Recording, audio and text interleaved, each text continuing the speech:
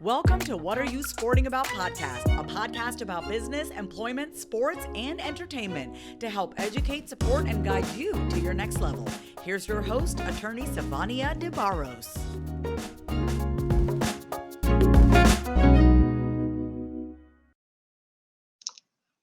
Hey everybody, I am back again. Sivonnia DeBarros, protector of athletes, also the founder and principal attorney of the S.L. DeBarros law firm, where we represent 6- and 7-figure business owners and athletes in business.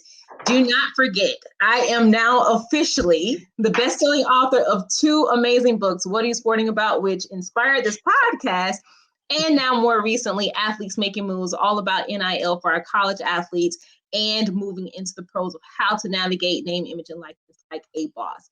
So without further ado, I'm super excited today because I got Miss Jennifer Lynne Williams on my podcast. I've been following you. Go ahead. No, I was going to say thank you so much for having me. I know we've been going back and forth trying to get this set up, but just thank you for being patient, and I'm glad we can finally connect.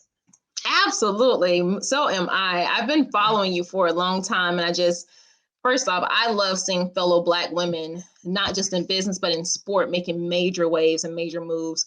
And I just love everything that you've been doing and all the positiveness that exudes from you as well. And so I was like, this is a perfect person that I could have on What Are You Sporting About? Because I love showing dynamic individuals who absolutely, have taken a major grasp of what it is that they're passionate about. So before I bring you all the way in and start talking about some stuff, I want to just introduce you for people who may not know you or some that may be familiar with you. When I tell y'all this lady is so dynamic, oh my gosh, I was studying her bio for this episode and I'm like, we're going to be here all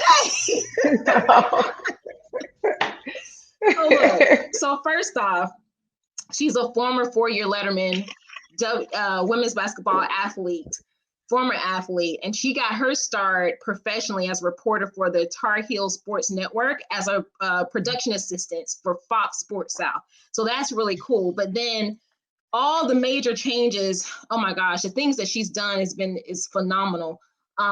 This may not even be inclusive of everything, but between 2009 and 2012, she serves as an assistant director of development for DePaul University. From 2012 to 2016, she was the associate AD for development at North Carolina A&T State University, and also during that time, an executive director of the Aggie Athletic Foundation. In 2016 and 2017 season, she was also the interim AD for Alabama State University. And there was so much success that she was able to acquire during her position there, which also included 2 conference academic awards for the highest GPA under her leadership, which I love academic and education. So I'm like, whoa, that's amazing. Then moved up in 2018 as the named director of intercollegiate athletics at the same school, Alabama State University. In the same year, Miss Lynne Williams, Jennifer Lynne Williams, was also named the Women Leaders in College Sports. So that was awesome. And a lot of us know now that she currently serves as the Chief Development Officer. Jesus. I feel like I lost my train of thought. Yeah, Chief Development Officer for the USA Basketball Foundation. And so that is so phenomenal. There's so many different things that you've been doing. And I know a lot of young women, Black women, women of all colors, races, creeds, whatever, are trying to figure out, like, first off, how does somebody like you even did that? Because we have a lot of athletes who may be former collegiate athletes, may have been pro, but then finding themselves in a position where they're like, okay, what is next? How do I even get there? So I want to start off with that. Like, how did you even find your footing to transfer from being a student athlete and even getting your start just even in the entertainment sector? Yeah, so I won't say there's a clear defined way to do it. I always knew that I wanted to stay involved with sport. I never wanted to be a coach, but I knew that I wanted to have some type of impact and stay involved with the sport, with athletics. And so I actually, I was a journalism major at North Carolina, and I had the chance to meet the family who endowed my scholarship.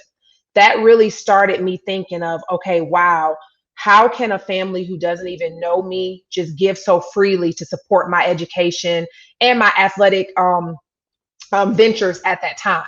So that kind of, the light bulb went off, like, wow, this may be a way that I can be involved with athletic administration on the development side. But I was still focused on working in journalism, being a sport reporter, and covering pretty much ACC basketball because that's what I was familiar with. So I was very strategic in who I kind of surrounded myself with. I made sure that I was always in study hall as a student athlete, even though I had the grades where I didn't have to go. I still made it a case to be present, to connect with our athletic academic advisors, as well as those who were talking about or had access to the internships. I knew there was a chance I could go pro right out of college, not necessarily the WNBA. I was realistic with my talents. I was a role player, but I knew I could go overseas. But then I was like, well, what's next? If that's something I choose not to, because this was after 9/11, when I was in school, 9/11 happened. And so the world was still, from an international standpoint, was pretty still unsafe. So, I made sure I applied for internships. I spoke my aspirations and goals to those advisors. So when they're in the room, you want to have people who can champion and advocate for you when you're not in the room. They can bring my name up. Well, oh, this may be great for Jennifer, So there was an opportunity through the ACC conference office to work with Fox Sports. They actually selected 3 student athletes from each ACC institution, had them come to Greensboro, where our conference office was located, and they interviewed with specific companies. So Fox Sports Atlanta was one. I think Comcast was one. There were the ACC office were interviewing as well. So I kind of selected Fox Sports as my number one, and they picked me as their number one. And so it was kind of like a match made in heaven. So I ended up, once I graduated, I moved to Atlanta, and that's when I started working in television. That is phenomenal. That is phenomenal. There's a few things that you said that I want to just pull out to expound on. And one of those things too, about being in the athletic hall, like the study groups and your study partners, that was something that I always did, because I'm like, if the sport dream doesn't work out, the education piece definitely has to, right? Yeah. But one thing I think a lot of our athletes don't really give enough credence to is being in those circles where people are highly performing academically. So being in those study groups, going to whatever those extra workshops may be that the athletic facility may put on for the student athletes. Some of them, and especially if you are a part of more mainstream, like football and basketball sports, you may not feel like you have the time to do it, or you may not even feel like it's necessary, because maybe your thought is you're so good and such a high performer that you're going to go pro. So what do I even need all this with, right? But surrounding yourself with the right people, there's even a strategy for that. And to me, it's impressive that you even knew that this was something that you had to do. But then on top of that, what you said was, I spoke my goals to those people. Like what it was that I wanted to do, I had to speak that. And honestly, like I didn't even learn that lesson until my first year of law school. I remember my contracts professor saying, don't be afraid to tell people what it is that you want to do. Because I was always just nervous about networking with people, or even almost kind of like a pride issue around thinking other people felt like I wanted something from them. So I would just keep it to myself and just quietly work hard to fulfill those goals. But honestly, it's so hard to make the move if you don't have anyone advocating for you as well. Yep. Yes. We talk a lot about champions. I mean, you want to have mentors, but you also want to have champions. And again, those are folks who may be in circles, or who may have access to rooms, or people of power that you may not have at that time, who can pull you up, who can make mention of your name, who can put you on someone's radar.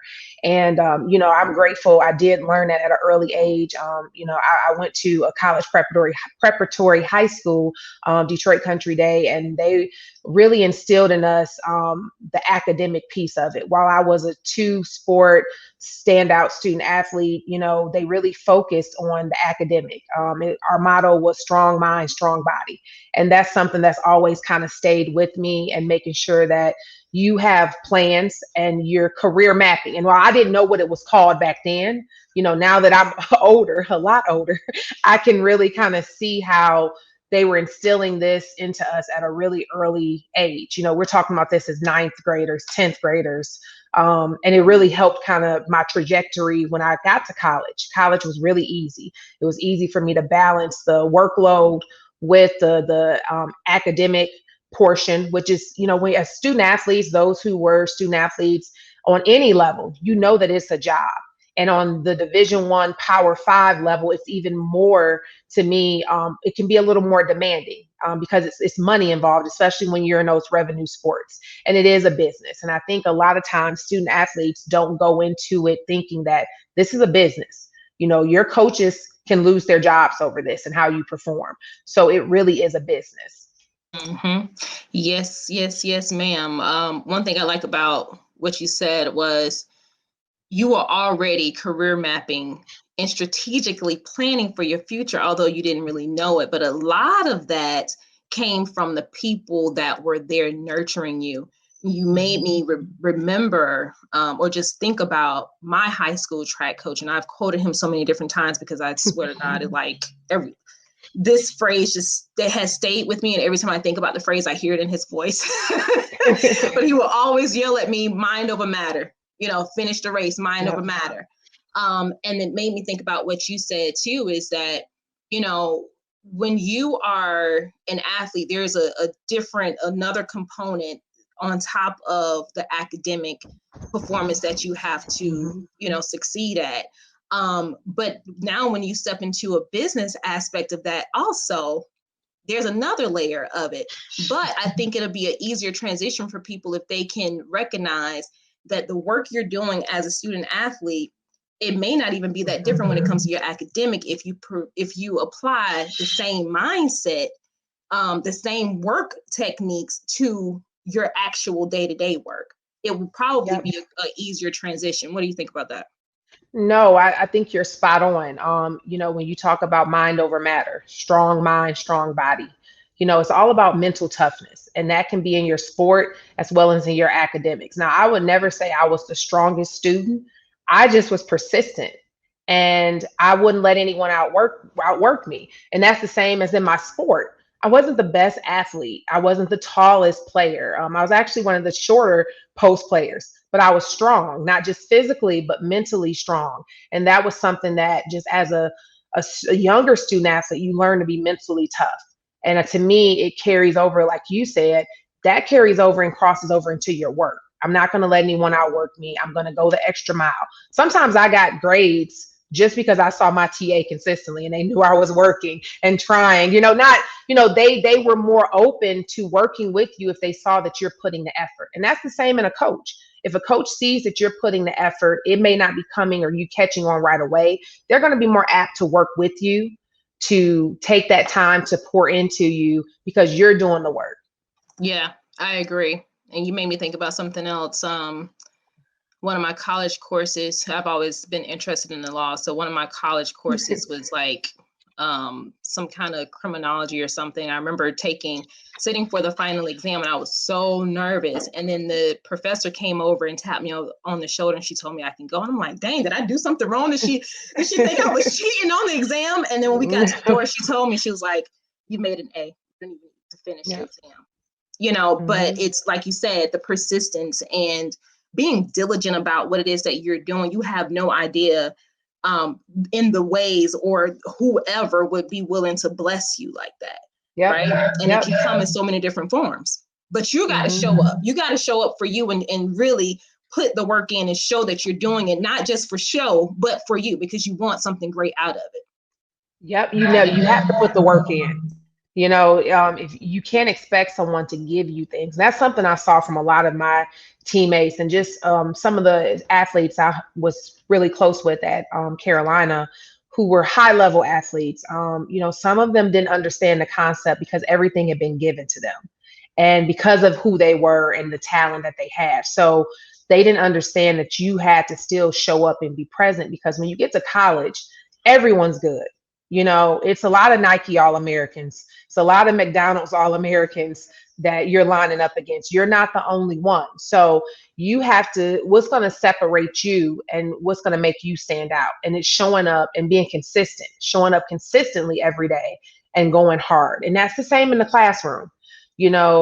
Teachers, they automatically think athletes, and they have this preconceived notion that we expect handouts, or that we're, not going to work as hard as a traditional student. So that was one thing, my coaches were very intentional about making sure we sat in the first 3 rows of the class and showing up and being present, being on time. That was something they talked a lot about. So you're right. You have to show up.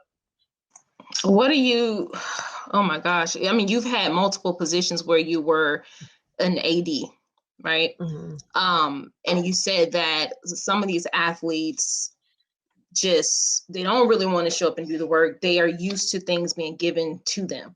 How did that play out in your leadership as an AD with so many student athletes under your direction? How did you help them to recognize that, okay, I just want you to give me what I need instead of me working for it? And then did you see any type of implementation from the lessons that you were giving them? Yeah, so one thing, the student athletes are a lot different than the student athletes of yesteryear, our time. So I'm really trying to connect with them and speak their language, but still, having that level of, I'm the athletic director, holding that level of respect. So I kind of tried to be, attend all of the home games as I could, to let them know that I'm present. I'm showing up. It's not just about the revenue sports. I care about all of the sports. And then secondly, being accessible to them. That's why I really focused on Twitter. I really wasn't on Twitter until I started in my deputy AD role at Alabama State, because that's the platform where a lot of our student athletes and students were on. So being able to see their thoughts, see what they're saying, them have access to me and vice versa, that helped build the trust in the relationship. Then I also focused on making sure they had professional development. That was something that when I came into the department, our student athletes were not getting the opportunities to go to conferences, to have internships, to have guest speakers come on board to talk to them about life after sport. It's hard to understand a concept when you've never seen it. And so really making sure that we focused in on a student athlete development platform and plan, that was really key. Having student athletes as interns in our department, that was something I focused on as well. And I'm just happy to say that we were as an athletic director, I was able to get the first ever NCAA post graduate internship, a young volleyball student athlete at our school at the time. She was the first recipient, and that was an opportunity for her to work at the NCAA for a year. And so things just started coming in like that, just by being more intentional, having focused programming. And our student athletes caught on. I don't know if as freshmen they saw the benefit right then, but I definitely think the juniors and the seniors, they really started to see how this would help them and started thinking about career mapping. And I tell them all the time, like, yeah, we're at a HBCU. That doesn't mean you can't go pro, but if you're people are going pro in other things, going pro in life. What does that look like for you? So starting having those conversations earlier, just to see how our kids were graduating. We had one young lady get a job with Google, another one, a lot of them Amazon, just having success, getting into major grad programs. Those are the wins for me. I love the championship we were winning, but seeing them graduate and have options once they graduate, that's what really resonates with me. Yeah. Most definitely. And, so that leads me to my next question, because, and I think this might sum it up, but knowing what you went into as an AD and now being on the other side of that and being able to see some changes, what does What Are You Sporting About mean to you now? I mean, it really, again, I don't think my thought process has changed. It means, to me, having a game plan, start being strategic in what you're talking about as a student athlete. Go do those internships when you can. I remember one time I was in a journalism school, it was a very competitive program to get into at Carolina. And we had a project due. We had to develop a package. And those are my folks in television. You know what a package consists of. You develop the story, you shoot the video, B-roll, everything. So we were in the process of competing for the ACC championship. This was during our ACC tourney time. I'm thinking I'm going to go to my professor. He's going to give me an extension. He told me, you know what? You can check your camera out. You can take it with you and do something on the road. Make that your story package. Those are the things like you're going to be challenged. As a student athlete, what are you sporting about? Find a way to get it done. Career map. Think about life after sport because that's going to prepare you. I say now that I'm not in the seat, that if it wasn't for me being a student athlete, I wouldn't have been able to lead a department of 18 teams and 80 coaches and administrators through a pandemic. Being a student athlete prepared me for that moment. And I want those student athletes who are listening, who will listen to this, be intentional in your thought process. Know that everything's happening for a reason and that it's going to make you stronger once you become a professional. Those who go on to be pro, go pro, make your money, but don't let your sport use you. Use your sport to elevate to where you need to be. And that's the same and applicable to current student athletes. My dad used to always tell me, don't let basketball use you. How will you use basketball to navigate to where you need to be? And that's exactly what I've been able to do in these 20 plus years that I've been a working professional, just using the sport, the game that I love, to be able to affect change and to hopefully inspire future generations and even those who are playing pro right now who may have questions and not know how to start. That's what I hope to be able to do and help those athletes be able to navigate that career space. That is awesome. Use the sport, do not allow it to use you. And I think right now, especially with the different area around name, image, and likeness that we're in, I think some athletes may be thinking of, okay, only because I'm an athlete, I'll be able to utilize this phase, right? This NIL era. But honestly, it's the other way around. You have to use it, right?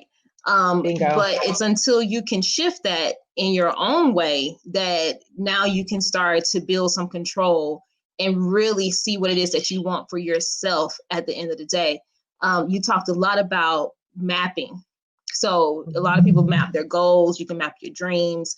I had this conversation with one of my interns over the summer, and I was asking her what it is that she wanted to do because she's a musician. She was telling me about what it was that she wanted to have. And I said, okay, how are you going to get there? And she didn't really understand what I was saying. I said, let's get a piece of paper, write out the big dream. Now let's pull down all the things that it's going to take for you to get there. Now, when we get to the bottom, that's where you got to start. And you start mapping out those steps. And like you said, like when I was in college, I didn't technically get a piece of paper and map out, my dreams. But what I did or my goals is I always had my class schedule. I always knew what I wanted to do up here, right? But I always had my class schedule. So every semester I would go and I would check these things off. Okay, what else do I need to do? So in a sense, it was mapping out my future. And I think sometimes our athletes need to understand that your mapping may not look like the next person. Your success is not going to look like the next person. But I love how you put it. You can also go pro in life. Not all of us are going to make it to the pro leagues, right? I wasn't the best student athlete either, but I got an award on my wall for being a top academically performing student athlete. Exactly. You know what I'm saying?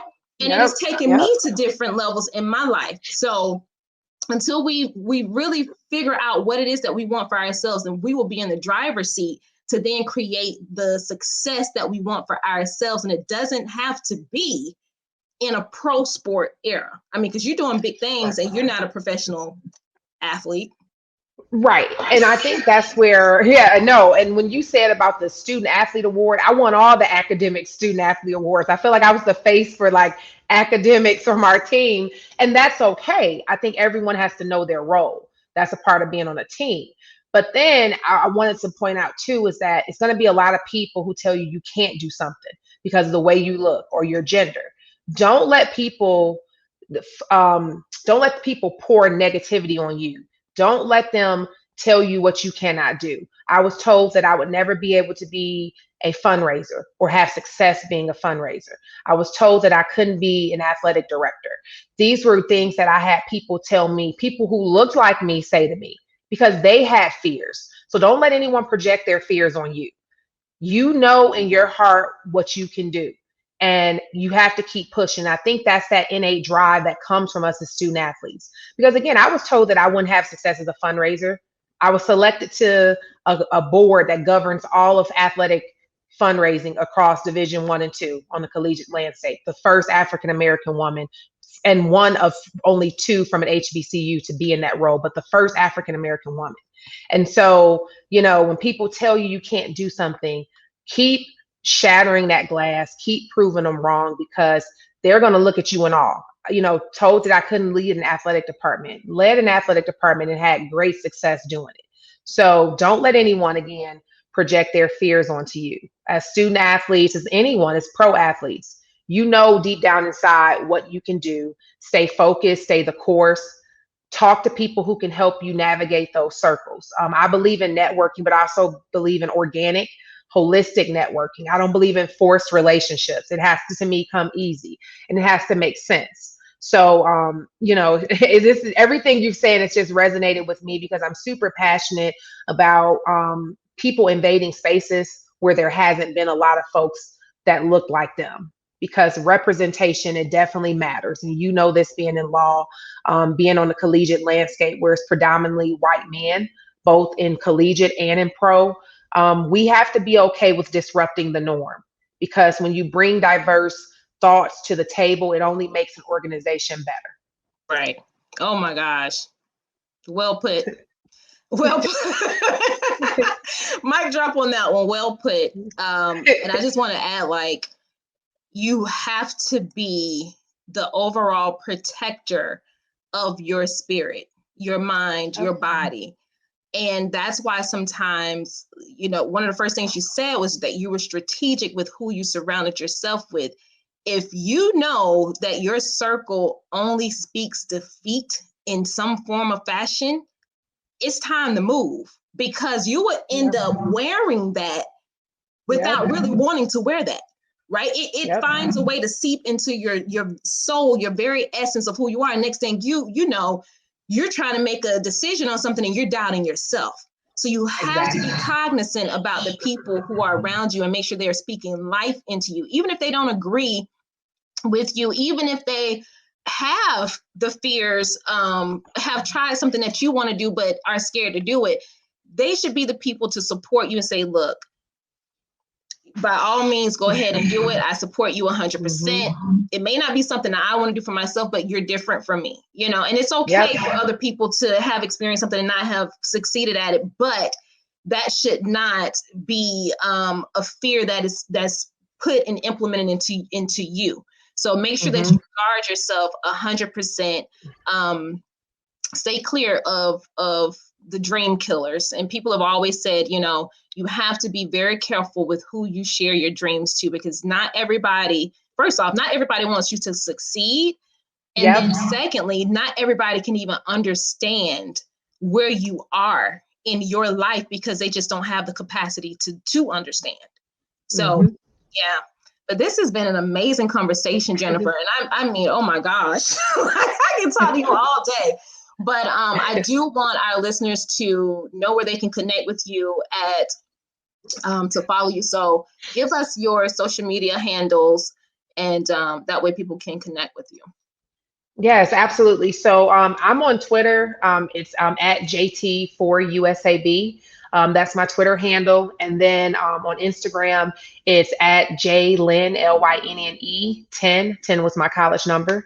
And so definitely reach out. I'm also on LinkedIn. I do a lot of connecting and networking through the LinkedIn profile. That's just my name. You can search me. It should come up pretty easily. But those really are the three places where I'm at, mostly Twitter and that LinkedIn space, but also on Instagram as well. Amazing. Awesome. Guys, make sure you follow her. Like I said, when I opened this up, I've been following her for a little while now. And I personally just love the positiveness that exudes from you, your profile, the relationships that you have with people, all the different achievements that you've made. And it honestly, it motivates me to be in a space that I'm in and continue doing what I'm doing, you know. And like you said, representation matters, and it matters to see people who look like us, who are similar to us, who have had some of the similar, you know, starts, to see that it is possible to do exactly what it is that you dream of, right? It is possible. Yep. Yeah. So thank you again for coming on to What Are You Sporting About podcast. And guys, I have to remind you, make sure you go to prosportlawyer.com for your updates, get our best-selling book, What Are You Sporting About? And if you're trying to figure out how to navigate name, image, and likeness, you want to check out athletesmakingmoves.com today. So thank you again, guys, for checking in. And until next time, I'll check you later. Ciao. Thanks for joining us this week on What Are You Sporting About podcast. Make sure to visit our website, prosportlawyer.com, where you can subscribe to the show in iTunes, Stitcher, or whatever your favorite platform is, so you'll never miss a show. And while you're at it, if you found value in the show, we'd appreciate a rating on iTunes or iHeartRadio. Or if you'd simply tell a friend about the show, that would help us out too. If you like the show, you might want to check out our book, What Are You Sporting About? Attorney Sivonnia DeBarros is available for private consulting at sldebarros.com. And remember, we're here to educate, support, and guide you in your journey to success, because we're all sporting about something.